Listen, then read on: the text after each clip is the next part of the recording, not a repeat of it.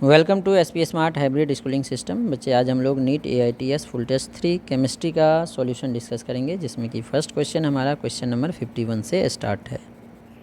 तो 51 क्वेश्चन हमारा है, number of significant figures in 3.35 10⁻18 is. तो हमारे पास सिग्निफिकेंट फिगर निकालना है और नंबर दिया है 3.35 इंटू 10⁻18। ठीक है, तो 10⁻18 अगर इसको मल्टीप्लाई भी करोगे तो जो जीरो है सारे इस 3 के पहले आएंगे।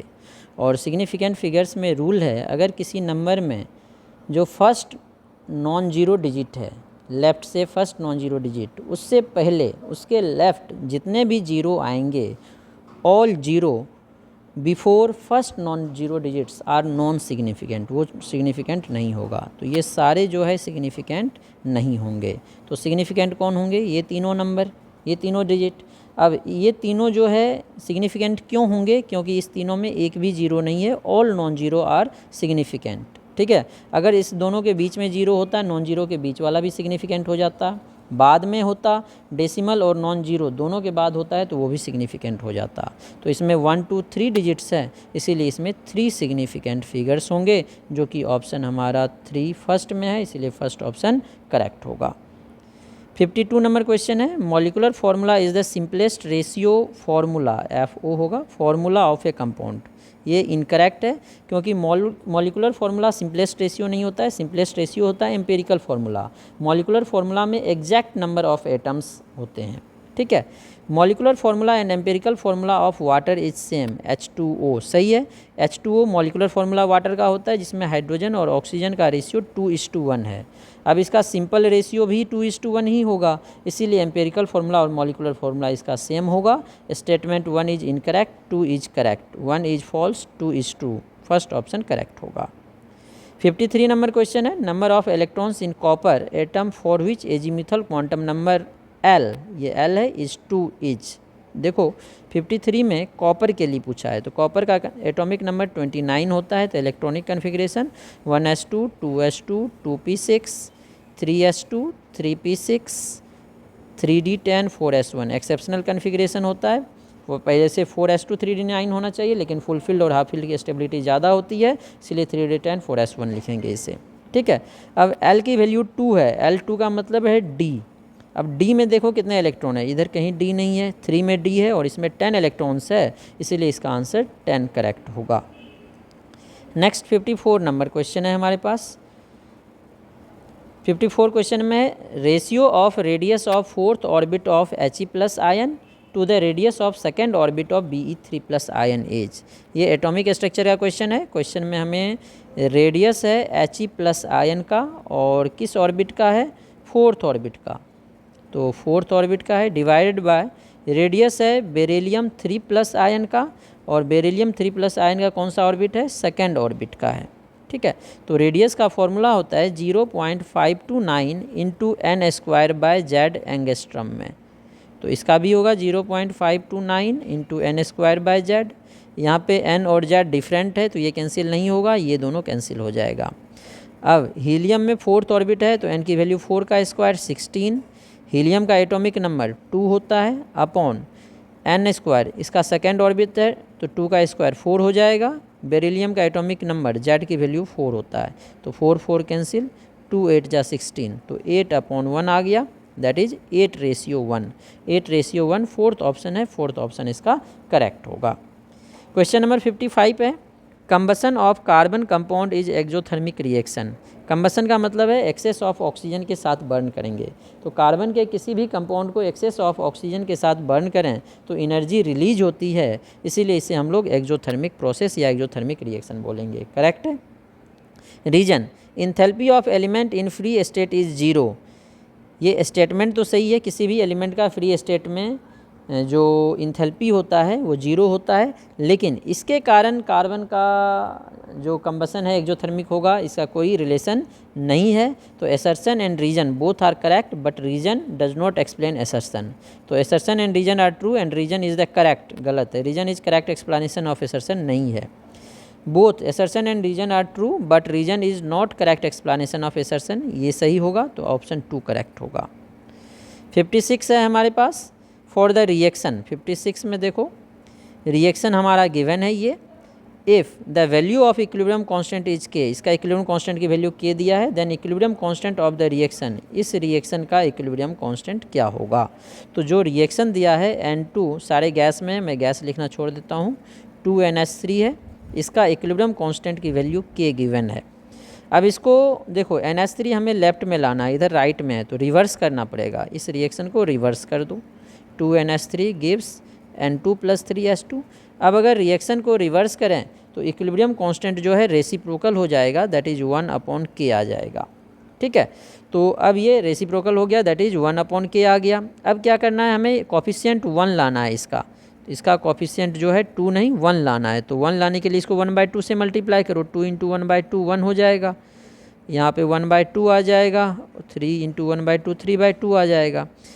अब देखो यही रिएक्शन हमें था, यहाँ पे भी वही आ गया, तो इसका इक्विलिब्रियम कांस्टेंट चाहिए। तो इसका 1/k था और रिएक्शन को 1/2 से मल्टीप्लाई किया, इसीलिए इक्विलिब्रियम कांस्टेंट का पावर 1/2 हो जाएगा, which will be equal to 1/2 power का मतलब होता है स्क्वायर रूट, 1 का root 1/√k, 1/√k second option में है, इसीलिए 56 का सेकेंड ऑप्शन करेक्ट होगा। नेक्स्ट 57 है। 57 में हमें क्वेश्चन में गिवन है solubility product of ZnOH whole 2 is 4 × 10⁻⁻15। Solubility product मतलब KSP गिवन है जिंक हाइड्रोक्साइड का, कंसंट्रेशन निकालना है OH माइनस का। तो देखो जो जिंक हाइड्रोक्साइड है ZnOH होल 2 ये डिसोसिएट होगा Zn2 + 2OH माइनस में।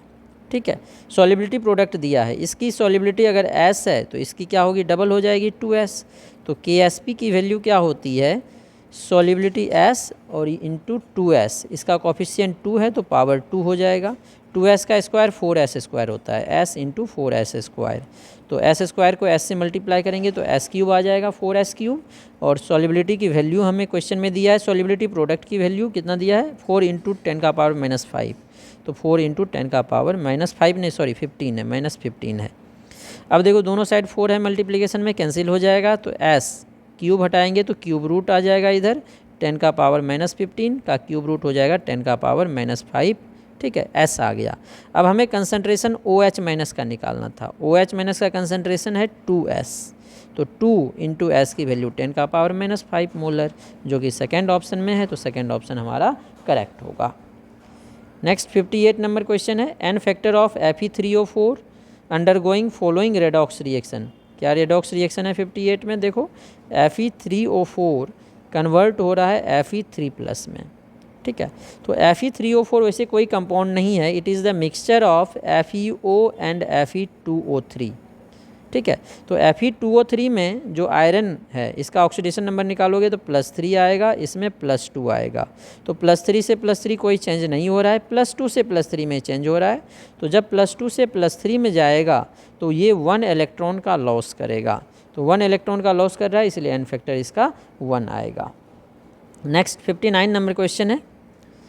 59 देखो, molar solubility of AgCl 25 degree Celsius 10⁻⁻5 मोल पर लीटर है AgCl का।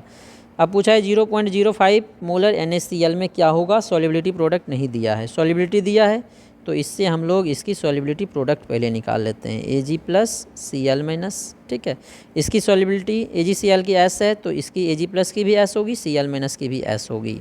तो KSP की वैल्यू क्या हो जाएगी, S × S, that is S²।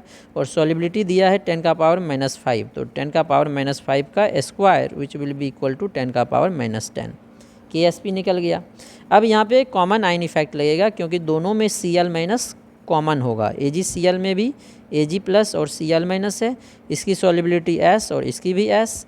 और जो NaCl है इसमें भी Na+ और Cl- है, तो NaCl है 0.05 मोलर, तो Na भी होगा 0.05, Cl भी होगा 0.05। अब देखो Cl- दोनों में कॉमन आ रहा है, कॉमन आने का मतलब क्या है, दोनों का सॉल्युबिलिटी ऐड हो जाएगा। ठीक है, अब S की वैल्यू 10⁻⁻5 थी, ऊपर हमने देखा था बहुत कम थी, तो इसके कंपैरिजन में 0.05 बहुत ज़्यादा है, तो इसको ऐड करके 0.05 लिख सकते हैं क्योंकि S नेगलेक्ट हो जाएगा। ठीक है, अब यहाँ से KSP की वैल्यू हम लोग निकाल सकते हैं। KSP का फॉर्मूला क्या होता है हमारे पास KSP हो जाएगा solubility of Ag plus into solubility of Cl minus. ठीक है, तो KSP का वैल्यू 10 का पावर -10 आया है। Ag प्लस की सॉल्युबिलिटी S लिया है हमने, और इसकी S प्लस 0.5 जिसको 0.05 हमने लिखा था। ठीक है, तो अब क्या हो जाएगा, S इक्वल्स टू 10 का पावर -10 डिवाइडेड बाय 0.05। ठीक है, तो 10 का पावर -10 0.05 को क्या लिखोगे, 5 इंटू 10 का पावर -2, तो 1/5 5 0.2 हो जाता है, इंटू 10 का पावर -8 हो जाएगा। ठीक है, 1/2 इंटू 10 का 0.2 इंटू 10 का पावर -8। तो अब इसको साइंटिफिक नोटेशन में लिखोगे तो 2 इंटू 10 का पावर -9 मोलर आ जाएगा। तो ऑप्शन देखो थर्ड ऑप्शन है, इसीलिए थर्ड ऑप्शन इसका करेक्ट होगा। नेक्स्ट क्वेश्चन नंबर 60 है। क्वेश्चन नंबर 60 में देखो कॉलम 1 और कॉलम 2 में डाटा दिया है और इसे हमें मैच करना है। ठीक है, तो ये क्या है, मोलर कंडक्टिविटी। मोलर कंडक्टिविटी का यूनिट देखो, मोलर कंडक्टिविटी का यूनिट होता है 7 सेंटीमीटर स्क्वायर पर मोल। तो ए का पी का 3 आ गया। पी का 3 देखो किसमें, 2 में है, सेकंड में भी ये तो नहीं होगा, ये तो नहीं होगा। अब देखो के क्या है, के है कंडक्टिविटी। कंडक्टिविटी का यूनिट होता है 7 पर सेंटीमीटर या 7 पर मीटर, फोर्थ आ जाएगा, तो फोर्थ दोनों में है। अब देखो रो इज रेजिस्टिविटी। रेजिस्टिविटी का यूनिट क्या होता है, ओम मीटर। ओम मीटर किस में है, फर्स्ट में, तो फर्स्ट देखो किस में है, थर्ड में है, थर्ड करेक्ट। ये जी स्टार सेल कांस्टेंट है, सेल कांस्टेंट का यूनिट होता है मीटर इनवर्स या सेंटीमीटर इनवर्स, तो इस 60 का थर्ड ऑप्शन करेक्ट होगा। अब नेक्स्ट क्वेश्चन लेते हैं 61 क्वेश्चन में है, mass of silver deposited at cathode by passage of 9.65 ampere current for 1000 second. Silver का एटॉमिक मास भी दे दिया है। ठीक है, और इसका n फैक्टर 1 होता है क्योंकि Ag प्लस बनाता है। ठीक है, तो मास का फॉर्मूला क्या होता है, W इक्वल्स टू होता है EIT अपॉन 96500, ग्राम में आता है, I एम्पियर में लेंगे, T लेंगे सेकंड में, E equivalent mass. Equivalent mass क्या होगा, atomic mass by n factor, तो इसका equivalent mass 108 by n factor 108 ही आएगा। तो 108 है। करंट कितना है, 9.65 एम्पियर, 9.65 एम्पियर हो जाएगा करंट। ठीक है, इनटू टाइम कितना है, 1000 सेकेंड, 1000 डिवाइडेड बाय 96500, ये आएगा ग्राम में। 2 0 कैंसिल कर देते हैं, तो ये क्या हो जाएगा, 9.65 है, तो अगर पॉइंट हटाएंगे तो नीचे आ जाएगा 100, और ये 965 cancel, 1 0 cancel, 108 by 10 that is 10.8 gram आ जाएगा। ठीक है, नेक्स्ट 62 नंबर क्वेश्चन है हमारे पास। ये केमिकल काइनेटिक्स का है। For a first order reaction, first order reaction के लिए पूछा गया है, it take 15 second for 75% completion, half life time of reaction. देखो 75% है तो इसको हम लोग डायरेक्ट कर सकते हैं। फर्स्ट हाफ में क्या होगा, 100% से 50% आएगा, टी हाफ फर्स्ट में। फिर सेकेंड टी हाफ में क्या होगा, क्योंकि हाफ लाइफ टाइम कांस्टेंट होता है, 25% होता आएगा टी हाफ में। ठीक है, तो कितना ख़त्म हो गया, 25% बचा, 75% ख़त्म हो गया। मतलब 2 टी हाफ की वैल्यू जो है 15 है, तो 1 टी हाफ की वैल्यू क्या हो जाएगी, 7.5। तो ये हो गया हमारा शॉर्ट मेथड हो गया, और इसका आंसर सेकंड आ गया। लेकिन अगर कोई बच्चे बोलेगा हम इसे सॉल्व करेंगे, तो सॉल्व कैसे करेंगे, हम लोग पहले के की वैल्यू निकालेंगे। के इक्वल्स टू क्या होता है, 2.303 बाई टी कितना है, 15 second, log base 10, A not मान लेते हैं 100 है, तो 75% कंप्लीट हो गया, तो 25% बचेगा, 25 4 जा 100, तो 2.303 बाय 15 लॉग बेस 10 4 हो जाएगा। तो इसको क्या लिखेंगे, 2.303 बाय 15 लॉग 4 को क्या लिखेंगे, लॉग बेस 10 2 का पावर 2, तो n लॉग m का पावर n लॉग m हो जाता है, तो 2.303 बाय 15 इंटू 2 इंटू लॉग 2 की वैल्यू पुट कर दो, 0.3010। इसको और इसको मल्टीप्लाई करते हैं तो टी हाफ के कैलकुलेशन में हमने देखा था 0.693 आता है इंटू 2/15। ये जो है हमारा सेकंड में है, तो ये सेकंड इन्वर्स हो जाएगा। अब हम लोग यहाँ से निकाल सकते हैं half life time. T half की वैल्यू होती है 0.693 बाई के, तो 0.693 अपॉन 0.693 इंटू 2, ये 15 ऊपर चला जाएगा, दोनों कैंसिल, 15/2 7.5 सेकेंड। इस तरह से भी सॉल्व करेंगे, आंसर सेम आएगा। नेक्स्ट 63 नंबर क्वेश्चन है हमारे पास। Compound having molecular formula C8H10O on reaction with sodium liberate hydrogen gas. ठीक है, एसिडिक हाइड्रोजन है, सोडियम से रिएक्शन करेंगे तो हाइड्रोजन गैस देगा। तो ये तो पहले ही कट गया क्योंकि इसमें एसिडिक हाइड्रोजन नहीं है, OH में एसिडिक हाइड्रोजन है तीनों में। ठीक है, और नेक्स्ट क्या है, the same compound gives positive iodoform test. Positive iodoform test हमने देखा था कल भी, CH3COH ग्रुप होगा, इधर कुछ भी हो कोई फ़र्क नहीं पड़ता, एक मिथाइल होना चाहिए जिस कार्बन के साथ OH है। ठीक है, या मिथाइल के साथ CO ग्रुप होना चाहिए, इधर कुछ भी हो। तो CO वाला तो ऑप्शन ही नहीं है, हमें OH वाला देखेंगे। जिस कार्बन के साथ OH है उसके साथ मिथाइल ग्रुप इसमें प्रेजेंट नहीं है, तो ये आंसर नहीं होगा। इस कार्बन के साथ OH है, इसमें मिथाइल ग्रुप प्रेजेंट है, तो ये वाला ऑप्शन करेक्ट होगा। तो 63 का सेकेंड ऑप्शन करेक्ट होगा। नेक्स्ट 64 देखते हैं। अब 64 में देखो, ये हमारा सीरीज ऑफ रिएक्शन का क्वेश्चन है, न्यूक्लियोफिलिक सब्स्टिट्यूशन है। अब ये O- अटैक करेगा इस कार्बन पे, जैसे ये अटैक करेगा ये बॉन्ड यहाँ शिफ्ट कर जाएगा। तो ये शिफ्ट करेगा तो फिर क्या होगा बच्चे, देखो अब ये नया प्रोडक्ट बन जाएगा हमारे पास, इस तरह से बन जाएगा, और ये ऐसे ही रहेगा। यहाँ पे हमारे पास एक मिथाइल है, ये O, इस O पे अब आ जाएगा निगेटिव चार्ज, और यहाँ पे हमारे पास क्या अटैच हो जाएगा, OC2H5। ठीक है, अब इसकी हाइड्रोलाइसिस किया है सेकेंड स्टेप में, हाइड्रोलाइसिस करेंगे तो H+O- के साथ जाएगा, तो यहाँ पे OH आ जाएगा। तो ये वाला ऑप्शन देखो फर्स्ट है, तो फर्स्ट ऑप्शन हमारा करेक्ट होगा। अब नेक्स्ट 65 नंबर क्वेश्चन देखते हैं। 65 में है, positive Fehling test is not given by. Fehling test कौन देता है, एल्डिहाइड। दिस इज एल्डिहाइड, ये भी एल्डिहाइड, ग्लूकोज भी हाइड्रोक्सी एल्डिहाइड होता है। ये बेंजल्डिहाइड जो एरोमेटिक एल्डिहाइड है, ये फेलिंग टेस्ट नहीं देगा। एल्डिहाइड तो इसमें चारों है, लेकिन जो एरोमेटिक एल्डिहाइड है जिसमें CHO group direct benzene ring से अटैच्ड होगा, वो फेलिंग टेस्ट नहीं देगा। तो इसीलिए ऑप्शन थर्ड हमारा करेक्ट होगा। नेक्स्ट 66 नंबर क्वेश्चन है, कार्बोक्जिलिक एसिड है, इसका अमोनिया के साथ हीट कर रहे हैं। तो कार्बोक्जिलिक एसिड एसिड है, अमोनिया बेस है, तो ये रिएक्शन करके सॉल्ट बनाएगा, और हीट करने से ये कन्वर्ट हो जाता है एमाइड में। अब एमाइड में Br2NaOH डाल लें तो हॉफमैन ब्रोमोमाइड डिग्रेडेशन होगा, एक कम कार्बन का एमाइन बनेगा। तो 2 कार्बन है, एक कम कार्बन, दैट इज CH3NH2। तो CH3NH2 फोर्थ ऑप्शन है, तो फोर्थ ऑप्शन करेक्ट होगा। अब नेक्स्ट 67। अब देखो इस क्वेश्चन में हमें एनिलीन का रिएक्शन NaNO2 और HCl से करना है। तो NaNO2 और HCl से करेंगे तो ये बनाएगा डाइजोनियम सॉल्ट। इसी रिएक्शन को हम लोग डाइजोटाइजेशन बोलते हैं। तो ये बना देंगे डाइजोनियम सॉल्ट। डाइजोनियम सॉल्ट क्या होगा, N2+Cl-। ठीक है, अब डाइजोनियम सॉल्ट H2O के साथ वार्म करेंगे। तो डाइजोनियम सॉल्ट में हमने क्या पढ़ा है बच्चे, ये 0 to 5 degree Celsius he stable होता है। जब इसे वार्म करेंगे तो 5 से ज़्यादा टेम्परेचर होगा, ये नाइट्रोजन गैस अलग हो जाएगा, Cl- अलग, फिनाइल कार्बोकेटाइन बनाएगा जो वाटर से OH- लेके फिनॉल का फॉर्मेशन करेगा। तो यहाँ पे फिनॉल बन जाएगा। अब फिनॉल जो है एसिडिक इन नेचर है, NaOH डालेंगे तो एसिड बेस रिएक्शन करेगा और सोडियम फिनॉक्साइड का फॉर्मेशन करेगा, ये सोडियम फिनॉक्साइड बन जाएगा। अब सोडियम फिनॉक्साइड में CO2 और H+ डालेंगे तो कॉल्वेज रिएक्शन होगा, कॉल्वेज रिएक्शन में सेलिसाइलिक एसिड बनेगा, ऑर्थो हाइड्रोक्सी बेंजोइक एसिड, जिसे हम लोग सेलिसाइलिक एसिड बोलते हैं। तो सेलिसाइलिक एसिड देखो हमारा कौन सा ऑप्शन है, फोर्थ ऑप्शन है, तो फोर्थ ऑप्शन इसका करेक्ट होगा। नेक्स्ट 68 नंबर क्वेश्चन है, वाटर सोल्यूबल विटामिन इज।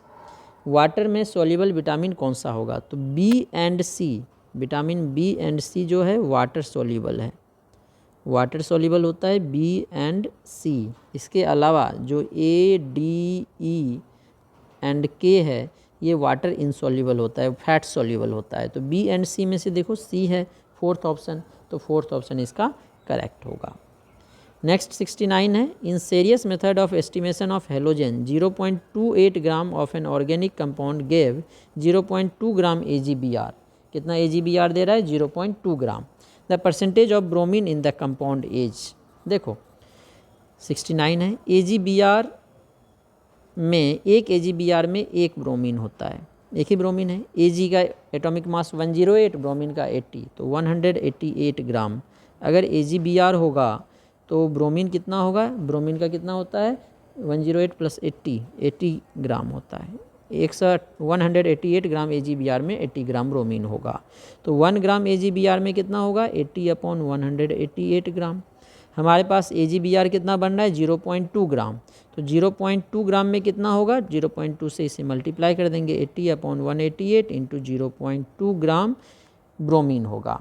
अब परसेंटेज निकालना है ब्रोमीन का। तो परसेंटेज निकालने के लिए क्या करेंगे, जो मास आया है 80 इंटू 0.2/188 इसको टोटल मास से डिवाइड करेंगे जो कि 0.28 ग्राम है और 100 से मल्टीप्लाई करेंगे तो ये परसेंटेज में आ जाएगा। अब इसे सॉल्व कर रहे हैं तो सॉल्व करने के बाद जो ऑप्शन आ रहा है ये आ रहा है 30.39 दैट इज़ 30.4% राउंड फिगर में। तो 30.4 ऑप्शन थर्ड है, इसीलिए थर्ड ऑप्शन इसका करेक्ट होगा। तो नेक्स्ट 70 नंबर क्वेश्चन देखते हैं हम लोग। 70 नंबर क्वेश्चन में क्या बोला जा रहा है, species having sp3d2 hybridisation around central atom as. तो पहला है I3-। में क्या होगा, आयोडीन के पास 7 इलेक्ट्रॉन थे, एक शेयर कर लिया और एक माइनस चार्ज है। माइनस का मतलब 7 में से एक और ऐड हो गया, 7 में एक और ऐड हो गया 8 में से 2 शेयर कर लिया तो बच गया 6 मतलब 3 लोन पेयर 2 बॉन्ड पेयर 5 हो गया। तो 5 एक S 3 P 1 D sp3d होगा, तो ये नहीं आएगा। XC के पास 8 इलेक्ट्रॉन है, एक इलेक्ट्रॉन फ्लोरीन शेयर किया तो 6 बच गया, 3 लोन पेयर 2 बॉन्ड पेयर, ये भी sp3d होगा, ये भी नहीं होगा।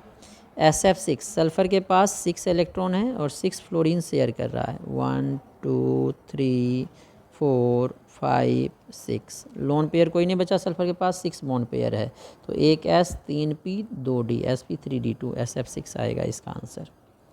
नेक्स्ट 71 नंबर क्वेश्चन है, total number of electrons present in anti bonding molecular orbital of O2। तो O2 में टोटल इलेक्ट्रॉन्स कितने हो जाएंगे 16 हो जाएंगे और ऑक्सीजन में P के पास 4 इलेक्ट्रॉन होता है, इसीलिए इसमें 1 2 2 1 यूज करेंगे। तो पहले देखो सिग्मा 1s में इलेक्ट्रॉन जाएगा, फिर सिग्मा स्टार 1s में जाएगा, फिर सिग्मा 2s में जाएगा, फिर सिग्मा स्टार 2s में जाएगा। इसके बाद 1 है 1, तो 1 का मतलब सिग्मा 2pz में जाएगा। अब देखो यहाँ तक तो 8 आया टू 10, अभी भी 6 बचा हुआ है। तो अब देखो पाई 2px पाई 2py 6 इलेक्ट्रॉन बचा है, तो पहले एक जाएगा फिर पेयरिंग करेगा तो 2 2 हो जाएगा। अभी भी 2 बच गया है, अब 2 बच गया तो अब 2 किस में जाएगा, फिर से 2 पाई 2px पाई स्टार 2px और पाई स्टार 2py। अब 2 इलेक्ट्रॉन है, 2 ऑर्बिटल है, एनर्जी सेम होता है एक साथ, उसी को ब्रैकेट में लिखते हैं तो दोनों में एक जाएगा। तो एंटी बॉन्डिंग में कितने इलेक्ट्रॉन होंगे, स्टार वाला एंटी बॉन्डिंग में पूछा है ना, एंटी बॉन्डिंग मॉलिकुलर ऑर्बिटल, तो ये 2 हो गए, ये 2 4 5 6 इलेक्ट्रॉन्स एंटी बॉन्डिंग में इसके जाएंगे। तो 6 हो गया हमारा थर्ड ऑप्शन, तो थर्ड ऑप्शन करेक्ट होगा। नेक्स्ट 72 नंबर क्वेश्चन है, which of the following species is not stable. कौन स्टेबल नहीं है, एल्यूमिनियम फ्लोरीन के साथ स्टेबल, एल्यूमिनियम वाटर के साथ भी, सिलिकॉन ऑक्सीजन के साथ भी। सिलिकॉन के साथ 6 क्लोरीन, क्लोरीन का साइज लार्ज है तो सिलिकॉन जो है 6 क्लोरीन को एकोमोडेट नहीं कर पाएगा ड्यू टू स्मॉल साइज, इसीलिए SiCl6 2- स्टेबल नहीं होगा। अब नेक्स्ट 73 नंबर क्वेश्चन। अब देखो जो ये क्वेश्चन है ये एक तरह का फैक्चुअल क्वेश्चन नहीं होता है, इसमें कॉलम 1 और कॉलम 2 को मैच करना है। I2O5 का यूज किस में करते हैं, रेडियो एक्टिव एलिमेंट नहीं है। Removing plutonium from spent nuclear fuel, उसमें भी I2O5 का यूज नहीं करते हैं। ब्लीचिंग एजेंट भी नहीं है। एस्टिमेशन ऑफ कार्बन मोनोऑक्साइड में इसका यूज कर सकते हैं क्योंकि ये कार्बन मोनोऑक्साइड को CO2 में ऑक्सीडाइज करके हम लोग इसका यूज कर सकते हैं। नेक्स्ट है ClO2, इसका यूज हम लोग ब्लीचिंग एजेंट में करते हैं। O2F2 इसका यूज हम लोग प्लूटोनियम को रिमूव करने में करते हैं न्यूक्लियर रिएक्टर में। और मॉस्कोवियम इसका यूज हम लोग सिंथेटिक रेडियो एक्टिव मटेरियल की तरह करते हैं। तो A का देखो 4 एक ही ऑप्शन है, थर्ड ऑप्शन करेक्ट होगा। ठीक है, 74 नंबर क्वेश्चन देखो, तो इसमें हमारे पास क्या है RC ट्रिपल बॉन्ड CR-, ठीक है ना, इसका रिएक्शन H2PDBaSO4 से कर रहे हैं तो A बन रहा है और सोडियम लिक्विड अमोनिया के साथ B बन रहा है। ठीक है, तो H2PDBaSO4 मतलब इसका जो है कंप्लीट हाइड्रोजनेशन नहीं कर रहा है, कैटालाइटिक हाइड्रोजनेशन कर रहा है, इसे हम लोग रोजनमुंड कैटलिस्ट और PdCaCO3 बढ़ाता तो लिंडलार कैटलिस्ट बोलेंगे। तो इसमें हमारा सिस अल्कीन बनता है, मतलब दोनों R जो है सेम साइड रहेगा, दोनों हाइड्रोजन सेम साइड ऐड होगा। सोडियम लिक्विड अमोनिया के साथ बर्च रिडक्शन होता है और बर्च रिडक्शन में ट्रांस अल्कीन बनता है, मतलब दोनों अल्काइल जो है ट्रांस पोजीशन पे और H इस तरह से ऐड होगा। तो ये सेम मॉलिक्यूल नहीं बन रहा है, चेन आइसोमर नहीं है, चेन तो दोनों में इसी तरह का सेम है, RCCR RCCR। ज्योमेट्रिकल आइसोमर है, एक सिस है और एक ट्रांस है, this is cis this is trans, तो ये दोनों ज्योमेट्रिकल आइसोमर होगा। Next 75 number. अब इस क्वेश्चन में देखो, जो टॉलिन है इसका 3 बार क्लोरीनेशन करेंगे, तो जो बेंजाइलिक पोजीशन पे 3 हाइड्रोजन है, तीनों हाइड्रोजन रिप्लेस हो जाएगा क्लोरीन से, CCl3 बनेगा और 3HCl एलिमिनेट हो जाएगा। अब CH3 तो +M ग्रुप था, लेकिन अब क्लोरीन -I ग्रुप लग गया, तो यहाँ पे -M का काम करेगा क्योंकि लोन पेयर भी नहीं है और इलेक्ट्रॉन विड्रॉइंग ग्रुप लग गया। तो -M ग्रुप जो है Br2Fe के साथ, मतलब इलेक्ट्रोफिलिक एरोमेटिक सब्स्टिट्यूशन कर रहे हैं, ये Br कहाँ पे जाएगा, मेटा पोजीशन पे, क्योंकि ये -M ग्रुप है। तो CCl3 रहेगा ही रहेगा, इसके मेटा पोजीशन इधर लगाओ या इधर लगाओ एक ही आंसर होगा, यहाँ पे Br आ जाएगा। तो ये वाला ऑप्शन देखो थर्ड में है, तो थर्ड ऑप्शन हमारा करेक्ट होगा। अब नेक्स्ट 76 से नेक्स्ट पार्ट में देखते हैं।